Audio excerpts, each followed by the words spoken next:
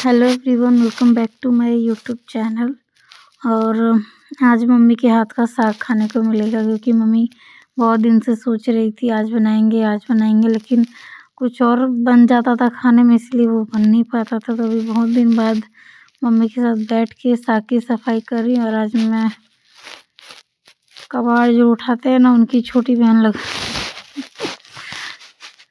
कभी कभी बहुत आलस लगता है कंघी वंगी कुछ भी करने में। तो साग तो जो बनाते हैं उनको पता है बहुत टाइम लगता है, बहुत यानी आधा दिन तो चला ही जाता है साग बनाने में, क्योंकि वो दिखता ज़्यादा है बनता कम है, इसलिए डबल ट्रिपल देखने में जितना आपको ज़्यादा लगता है ना, उसके 2-3 गुना ज़्यादा बनाना पड़ता है। और ताकि वो कम हो के कम से कम 2 दिन तो खाएं बैठ के, इतनी मेहनत करके ऐसा इतना बनाना होता है। इसलिए मेरा साग बन के रेडी हो गया है। बट सच बताऊँ ना तो ताज़ा तो अच्छा लग रहा था, लेकिन जब दूसरे दिन खाई ना वो तो और भी मस्त लग रहा था।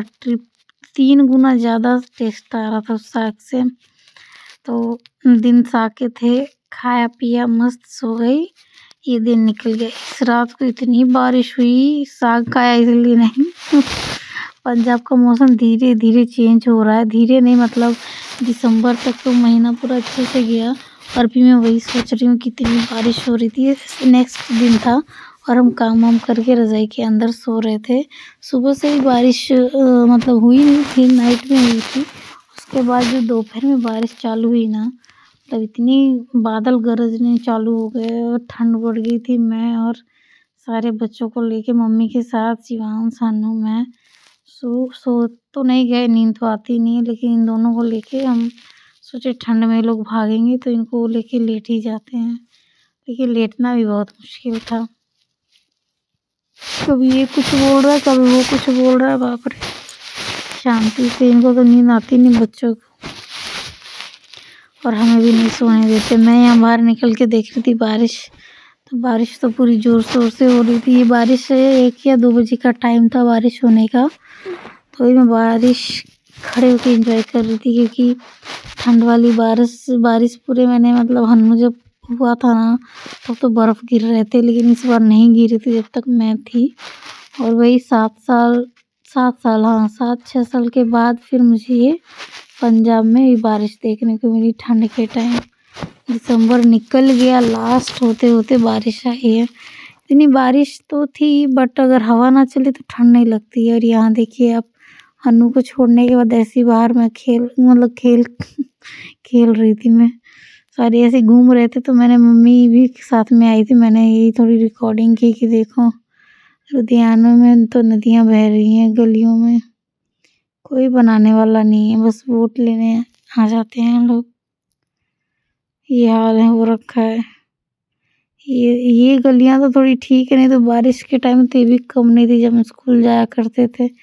यहाँ हन्नू की मजाक मजाक में वीडियो बनाई, बारिश का टाइम था तो इन लोगों ने बोला मौसी समोसे लेके आना, और हन्नू तो ऐसा लग रहा है कभी उसको मिला ही नहीं, सूंघ रहा था उसको, इसलिए मुझे मजबूरन वीडियो बनाना पड़ा।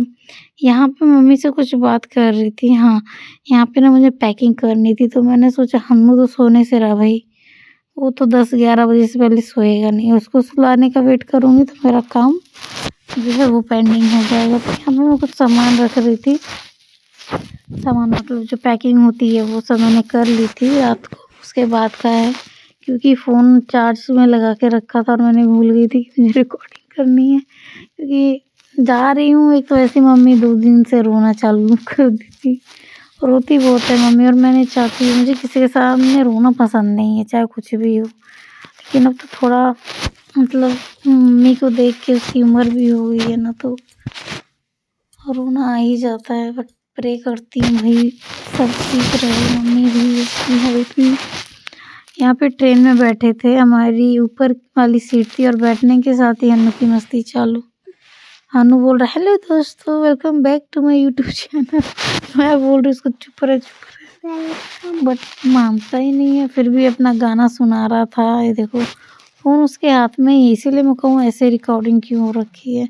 फिर बाद में थोड़ा अपना क्रीम रोल वगैरह खाया, तभी ड्राइंग करने में लगा था। मैंने सोचा सोएगा तो ये है नहीं 7 o'clock को, तो 8 बजे तक ड्राइंग कराती हूँ, फिर खाना वाना खा के 9-10 बजे तक फिर सोएंगे।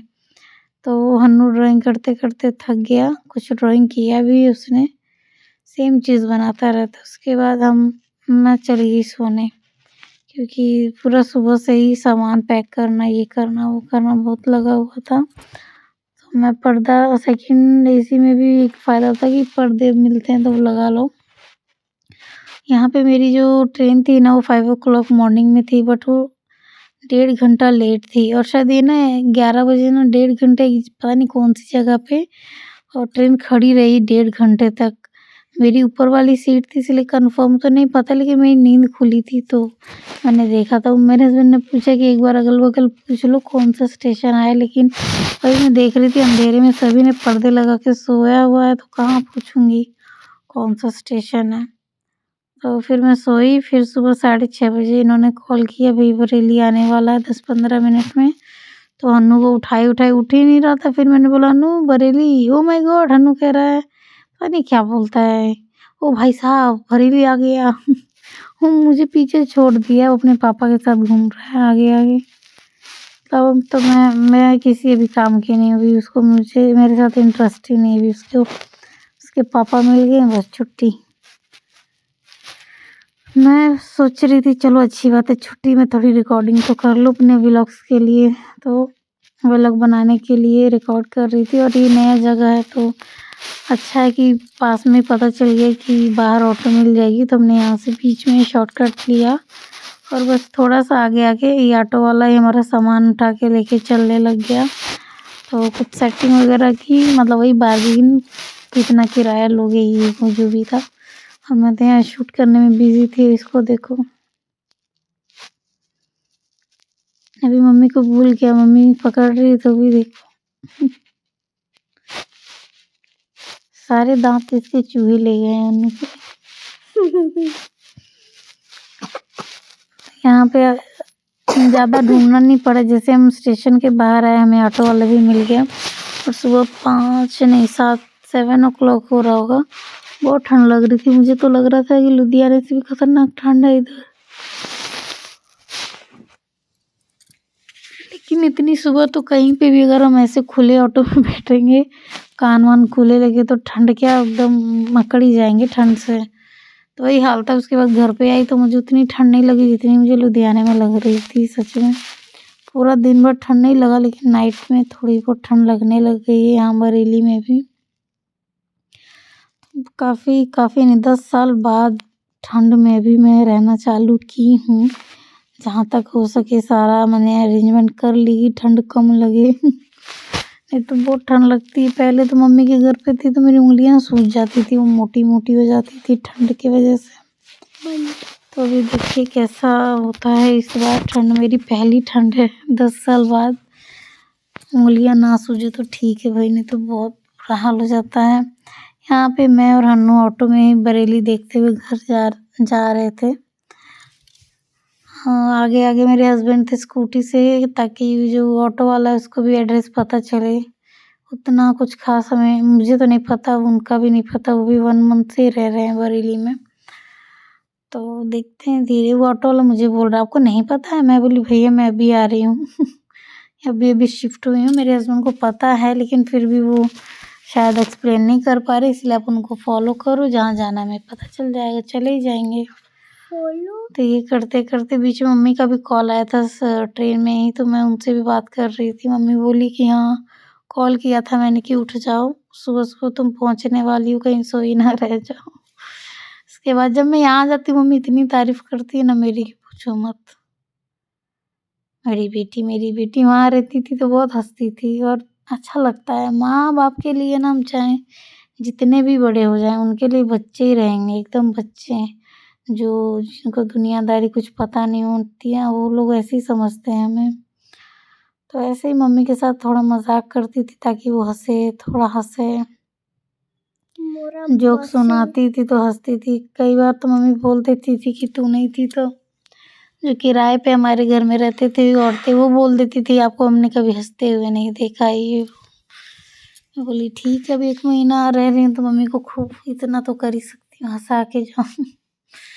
तो बस हम आ गए अपनी गली में। मुझे भी अभी फर्स्ट टाइम में मुझे कुछ याद नहीं रहता। अब 2-3 बार मैं इन गलियों से निकलूँगी तभी पता चलेगा। देखने में तो सोसाइटी जैसा लग रहा है, क्योंकि मेन जो रोड था ना वहीं पे मेन गली में भी ये लोग लॉक करते हैं, मतलब सिक्योरिटी अच्छी लग रही थी मुझे यहाँ पे, और सोसाइटी भी अच्छी है।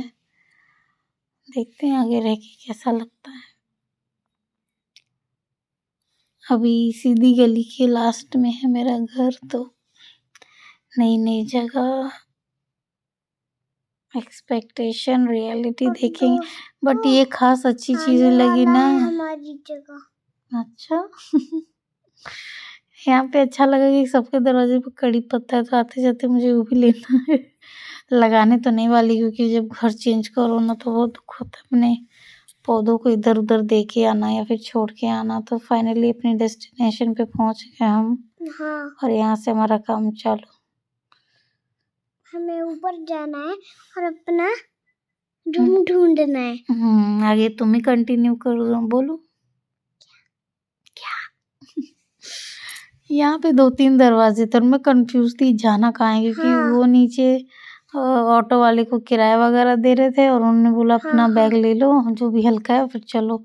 हम तो कुछ ज़्यादा ही ऊपर जाने लग गए थे। ऊपर जाके फिर पता चला यहाँ कुछ नहीं है।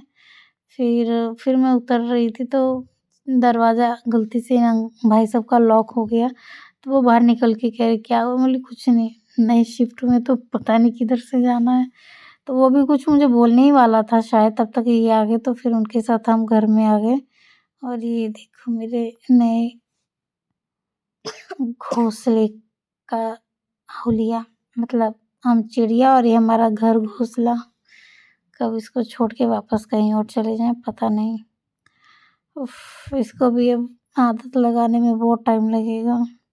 आज तो मेरी हालत ख़राब हुई, छोटी सी जगह पे बर्तन धोते धोते हाथों में इतने कट आ गए ना, क्या बताऊँ। ये छोटी सी जगह में 3-4 तो टैप लगे हुए हैं। ये घर ऐसे ही पड़ा हुआ था, तो कुछ देर बैठे रेस्ट किए, और उसके बाद मैंने सोचा टाइम वेस्ट होगा, ऊपर से ठंड का टाइम है, तो थोड़ा काम चालू किया जाए। तो यहाँ धीरे धीरे कुछ कुछ कर रही थी मैं, देख रही थी कहाँ क्या रखा है। और ये 8-9 बजे का ही टाइम है, 8 बजे का शायद टाइम है, और ठंड लग रही थी, लेकिन स्वेटर में तो काम नहीं होता, एक तो आदत भी नहीं है। अनु बीच मेरी ब्लॉगिंग में जमाइयाँ भी ले रहा है। मैं यहाँ पे ट्रॉली बैग को ऊपर रखने वाली थी, मुझे लगा खाली, बट मैंने देखा इनके कुछ कपड़े, तो मैंने रख दिए ऐसे ही, क्योंकि न्यूज़पेपर लाके कबर्ड्स के अंदर रखना है, उसके बाद कपड़े रखूँगी। और मैंने सोचा क्या ही झाड़ू पोछा आप लोगों को दिखाऊँ, तो मैं फटाफट नहा वहा के जो भी किचन वगैरह साफ़ किया, बर्तन वर्तन जो भी थे रखे वो सब साफ़ किया। जब मैं दमन से यहाँ शिफ्ट कर रही थी तभी मैंने सब कुछ धुल धाल के ही रखा था, कि वहाँ जाके मुझे कुछ करना ना पड़े। लेकिन फिर भी झोला हो या जो भी हो, बैग वैग जो भी, धूल मिट्टी तो कहीं भी लग सकती है। तो यहाँ पे ग्रोसरी की चीज़ें पहले ही से खरीद के इन्होंने रखा था, तो मैं सोची थी जब तक वो गैस जो है वो सेट नहीं करते तब तक मैं ये सब डब्बों के अंदर रख ही देती हूँ, अरेंज कर देती हूँ। वो 24 आवर्स हो गए थे उनको सोए, तो वो तो उठने का नाम नहीं ले रहे थे। मैंने सोचा ठीक है सो, तब तक मैं अपने छोटे मोटे जो भी काम है, जो अरेंजमेंट करनी है वो सब कर लूँ धीरे धीरे। यहाँ पे मैं कुछ वही आटा चावल वो सब डब्बों में रख रही थी, और अनु अपना गेम खेल रहा था।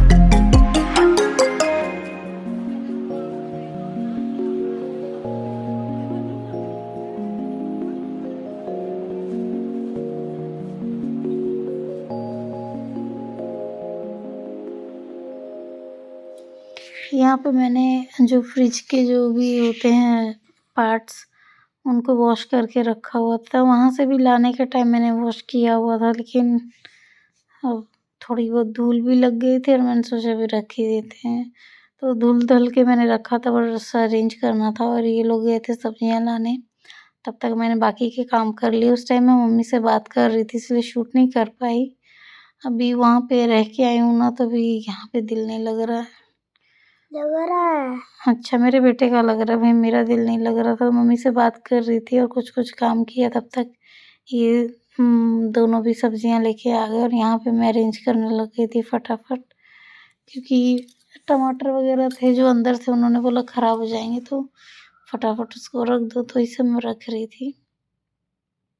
और यहाँ पे मैंने देखा ना कि यहाँ पे जो पालक और हम मेथी वगैरह लेते हैं ना, कई बार वो डंडियों साथ में आती है ना, कि उनको छाँटना पड़ता है और फिर कट करना पड़ता है। लेकिन नहीं, यहाँ पे बहुत अच्छा था कि ऑलरेडी कट किया हुआ था, जैसे छाँटना होता है ना थोड़ा बहुत। फिर भी घास-वास जो है देखना, अब मैं क्या ही बताऊँ कैसे छाँटना होता है। नेक्स्ट टाइम जब मैं इन सब्जियों का यूज़ करूँगी तो डेफ़िनेटली दिखाऊँगी। सेम वैसे मेरे पंजाब में क्या होता है, कटहल अभी मिलता है और कटहल कट करके देते हैं एकदम, कि बस घर ले जाओ, वॉश करो और उसको बना लो। कई बार घर में जो मेरे ससुराल में कटहल के लिए भी बहुत बहुत बोलते हैं कि काटने नहीं आता ये वो। अब उनको कौन समझाए कि सच में वहाँ पे तो कटा हुआ ही मिलता है, तो कैसे भी काटना आएगा क्या? इतना बड़ा-बड़ा कटहल भाई मैं तो नहीं काट पाऊँगी चाकू-चूकू से। कोई यकीन करे या फिर ना करे, छोड़ो। वैसे भी कटहल खाने की तो शौकीन नहीं हूँ कि बाद में भी कट करना ही पड़ेगा, वरना खा ही नहीं पाऊँगी भाई, मैं नहीं कट पाती हूँ। तो यहाँ पे मेरे हस्बैंड मैं दिखा रही थी कितने दिमाग लगाते हैं कि डस्टबिन बाथरूम के लिए और किचन के लिए अलग-अलग लेके आए थे। और डस्टबिन का कवर भी सेम साइज़ का ही लेके आए थे, वही मैं देख रही थी। कितना बारीकी चीज़ों का भी ध्यान रखते हैं, अच्छी बात है। मुझे थोड़ा कम दिमाग लगाना पड़ेगा और शायद 2 महीने बाद आई हूँ तो इसलिए ज़्यादा अच्छा है, ज़्यादा